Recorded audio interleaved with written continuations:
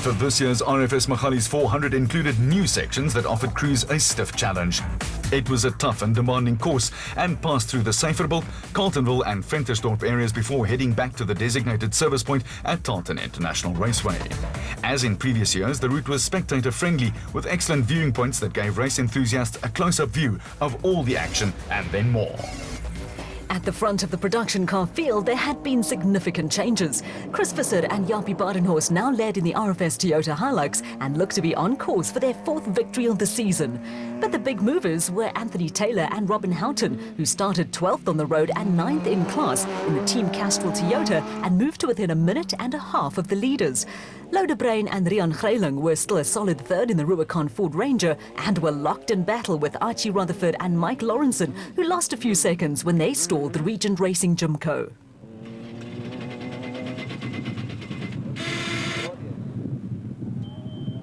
There are always a few anxious moments when a car does not start at the first time of asking, but Rutherford and Lawrenson were soon on their way again, thankfully.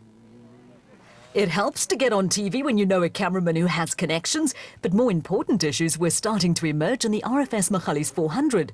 The problems encountered by expected frontrunners on the prologue had thrown the form book out the window, and the first three cars in the special vehicle category were all Class P runners, with Mark Corbett and Rudy Balzar being chased by Class P champions Johan van Staden and James Rousseau, who started 30th on the road and 12th among the specials.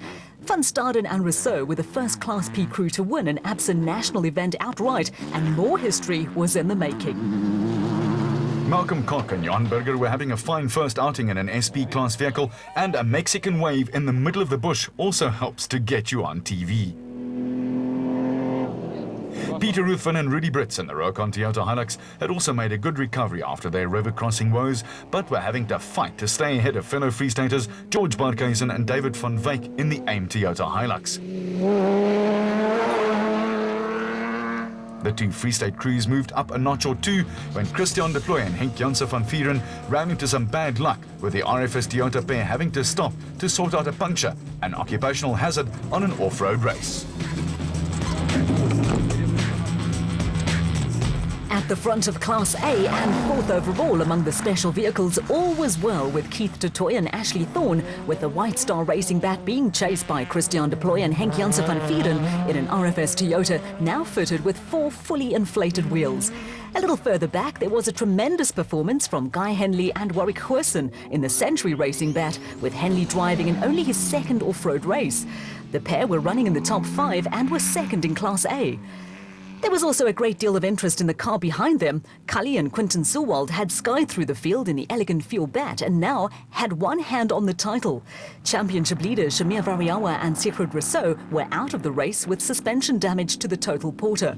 Right on the heels of the Silwalds were Nick Harper and Kevin Hume, and behind them, Nick Gosler and Richard Carolyn had opened a few eyes in the men's health Zarco. It's not very fast, but it's puncture-proof and the tyre wear is good. Farming activity went on unhindered by an off-road race, with Regent Racing pair Mike Whitehouse and Matthew Carlson looking to make up time before the designated service point. Class B leaders Kutsia and Sandra Lebeschagny pulled over to let them through, with Whitehouse and Carlson looking to regain confidence after losing the longest reliability streak in the ABSA series.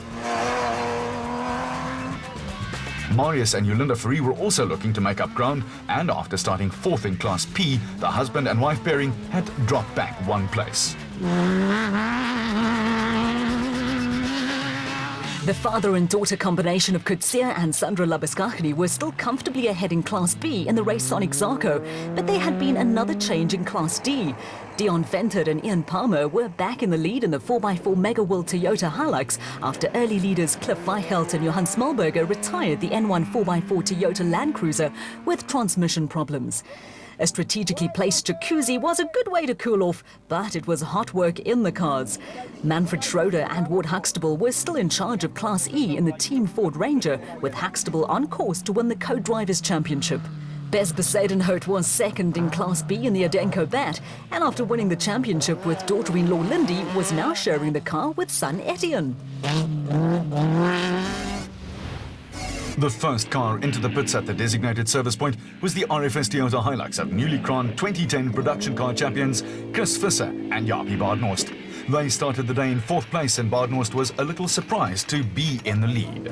Well, we're leading and it was unexpected. Low made some space for us so we could pass him, and Christian had a flat, unfortunate. Not sure about Duncan. Duncan was on it open and something's wrong. Anthony is charging, so he's coming out chasing us, so nice, looking forward to the second. It's been a bit frustrating. We've last 100 Ks, we've had a low fuel pressure problem on left-handers, so we're sitting behind Chris but can't do anything about him. Every time we turn around a left-hander, the engine dies. So just been working to get into service. Hopefully the team can fix it now in the service, and we can attack Chris on the second lap. So we're still staying in touch, so we've still got a good chance out there.